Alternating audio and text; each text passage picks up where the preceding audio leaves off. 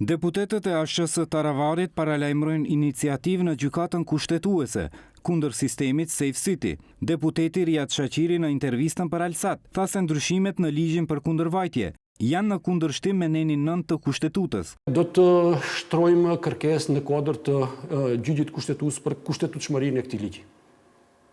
Sepse është në kundërshtim me nenin 9 të kushtetutës së Republikës së Maqedonisë së Veriut. Pra kërkoni gjithë përfshirje. Patjetër. Ligjet duhet sjellën, domethënë, në gjithë territorin e Republikës së Maqedonisë së Veriut.